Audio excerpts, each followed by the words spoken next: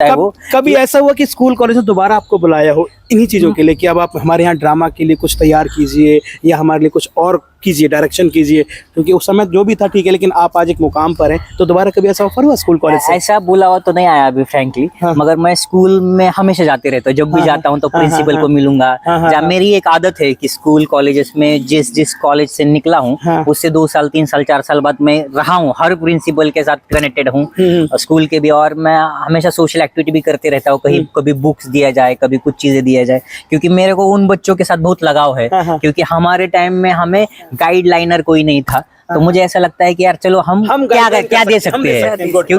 क्योंकि जिस मतलब रूरल एरिया में क्या होता है, वो ऑल ओवर इंडिया में ही कि वहाँ पे सपनों की ताकत सिखाई नहीं जाती है। और हमेशा रूरल एरिया में एक चीज सिखाते हैं माता पिता जी कि जितनी औकात है उतनी ही, जितनी चादर है उतनी पैर फैसलाओ, ज्यादा मत बड़े सपने देखो। कलाम साहब की एक पंक्ति मुझे इनकी सपनों वाली बात को लेकर याद आई कि सपने वो नहीं होते कि जो हमें रात को आते हैं, सोते हैं समय आते हैं, सपने वो होते हैं जो हमें सोने नहीं देते। इन्होंने भी एक सपना देखा था कि वो डायरेक्शन में आएंगे, फिल्म मेकिंग में आएंगे, और वो सपना उन्होंने जिया, और वो इतना जिया कि वो आज तक जीते जागते हैं हमारे साथ। और ये थोड़ा मैंने कॉमेडी कर दी इसमें। इनकी एक नई मूवी आ रही, थोड़ा उसके बारे में बताएंगे आप हमें, और पहले और जो भी चीज आप बताना चाहें बताएं।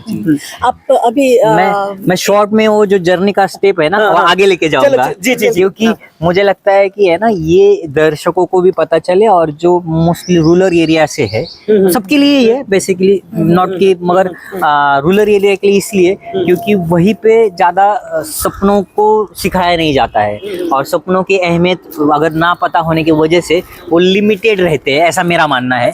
क्योंकि मैं रिसर्च करने वाला इंसान हूँ, मैं बहुत स्कूल कॉलेजेस इसमें एज ए लेक्चरर्स भी जाता हूँ, तो वहाँ पे मुझे समझ आता है कि वहाँ की जो टीचर है ना वो ड्रीम्स के ऊपर सिखाते नहीं है। और मुझे लगता है डॉक्टर APJ अब्दुल कलाम जी ने कहा था कि सपने देखने के लिए पैसे नहीं लगते हैं, और जब आप सपने देखोगे तो ऑटोमेटेड आपको एक्शन मोड में आ जाओगे, और जो चाहिए वो सक्सेस आपको मिल जाएगा।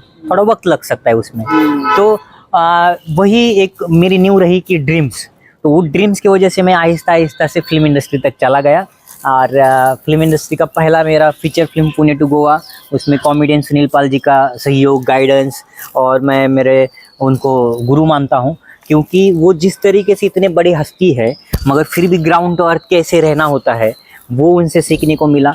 और मुझे लगता है कि जब आप इंसानियत से रहना स्टार्ट कर लेते हो तो आपको हर चीज़ मिलती है, और उसी वजह से मुझे आज शायद इतने जगह से न्योता आते रहते हैं, इतने जगह पे मुझे सिलेक्ट किया जाता है। तो वो ही है कि आप इंसान को जब स्पिरिचुअल वे में आप जाओगे तो आपको समझ आया है कि सर्वधर्म संभव क्यों होना चाहिए।